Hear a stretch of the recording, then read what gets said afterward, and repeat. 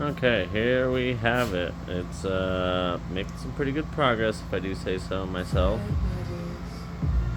So I have rerouted the fuse box to right here. I have it out at the moment. I'm doing the final fit. I have a lot of the wiring sheathed, looking really nice, stuff like that. That's how it comes from. Some of it comes from iwire like this, but I added my own special touch on the front stuff here. And the rest of the stuff here I have labeled where everything goes, and I have it sheathed in the red and black. Obviously it's black and red theme going on here. So getting all that worked out, working on getting everything plumbed where I want it. The battery relocation bracket bolts in right here, so I stuck a riv nut in right there so that I could bolt the bracket up, run the wires down right here and up that way, and it looks really nice. When I took out the fuel lines, because I'll be running hard lines under the car, that's what I used to run all of my wiring through. And then on the inside of the car, okay, so I have a lot of the Haltech digital dash display figured out, but I'm still working on getting a lot of this stuff tucked up in the bay. Or, I'm sorry, not in the bay, up under the dash. But the thing was I was shoving stuff down into the bay, so I had to have all this down so I could access this because I was going from the fender up around. I had to lengthen the alternator wires, and that's it, to relocate the fuse box over just a little bit. And I'll have a custom little panel made to go over that so that it's super simple and easy. So, I mean, this is where we're sitting at the moment, getting everything wired. Since the fuel lines are out, I was able to stick all the wiring here. Keeps it super clean. I have a massive wire ran for my power on my sub, or let's see here, the power from the battery to the alternator, because my sub and my amp setup will use too much juice, so I got to do a bigger cable. And then this is the positive power that goes from the post for the battery relocation to the cutoff box in the back. And then I have the ground wire right here. That one's kind of hidden at the bottom. That is the ground wire that goes with the battery relocation kit, and that one just goes to the ground back here. And then what I'll use as a ground in the back of the car is the wagons had the straps where you could bolt in stuff back here. So let's see if we can get, oh, can't use my flash and ultra wide lens. Let's fix this a little bit here. Bang. So in the wagons they have these little hangers where you can strap stuff down. I'll end up taking this hanger out, and the bolt holes is what I'll use for grounds. So I have the ground ran up here, I have my power wire ran up right here, and that will go to the battery cutoff. So I have a cutoff switch before it makes it to the battery so I can kill the complete system. And then this is for the alternator, and that goes all the way up and connects right to the alternator.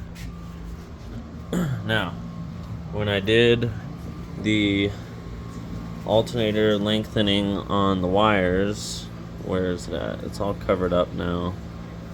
So this right here turns into a big conjunction thing, blah blah blah, ends up coming back out, going here. It's a massive thing right there. So when you relocate the fuse box right outside right here, you have to lengthen that wire specifically. So what I do is I cut the original one. Let's go see it. I cut the original one off, and I got some 6-gauge OFC copper wire, and I ran it from here up around inside and just down through to the alternator. It's going to be right here obviously, but I have it all tucked up right here at the moment. So I did extend that one. I crimped it with a copper crimp. That's what Subaru does from factory, so that's what I continued with. Did a copper crimp on it. And then the other thing I had to change was this white wire. This white wire right here. That one is a completely new wire. I didn't want to do some sort of junction or anything halfway through, so I traced the 2 alternator plug wires. I have them coming out right here right now, and I I traced those 2 wires all the way back up into the harness here, and I pulled the pins, ran them through the inside out here. 1 wire need lengthened, 1 wire did not because it plugged into the pin on the inside. So I got pretty lucky on all that. But she's coming out pretty good. I have the motor sitting over here, just kind of test fitting everything, working on getting it all together. The oil pump is on, water pump's making its way on. I was just about to put it on, but then I forgot the little gasket that goes in here. We don't want a bunch of debris and stuff going up in the timing covers, so we're definitely going to get that worked out. IAG oil pan on it, ETS headers. I'm pretty extensive.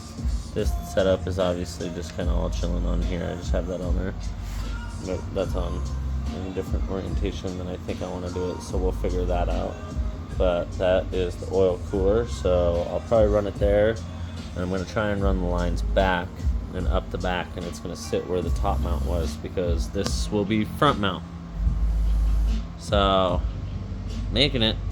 We have the new IAG RCM cam gears, the IAG cam gear bolts that are not the Allen head. They're actually just a regular bolt. Makes life a ton easier. I have all the brand new timing cover bolts. There's the adjustable pulleys for the timing. I have the fancy, where's she at? I have the fancy tensioner set up from IAG for this bad girl. So, you know, when you're trying to make some power, you got to get those nice parts. Ended up with a torque solution water neck here, so that'll look really good going off of that. Pow. Yeah, pretty much everything I've got is new. I was going to run the stock oil setup, so there was the stock things, but that's out of the question now. New thermostat, new gaskets for the valve covers, new fittings for the water pump. Here's some brand new timing covers. I'm waiting on my other ones. We have the clutch chilling. I actually ripped apart the entire transmission and cut I cut the shaft out. So I have a metal one that I use to align clutches. I don't really need the plastic ones, so I like my metal ones, specifically out of a car. Got the throwout bearing. I was going to use these motor mounts, but then noticed someone had fixed this at one point. Got them for free, so I couldn't complain, but someone fixed that, and now it's not the same anymore. Brand new dipstick tube, I mean everything, part numbers. I went to the extreme. So here's the oil cooler.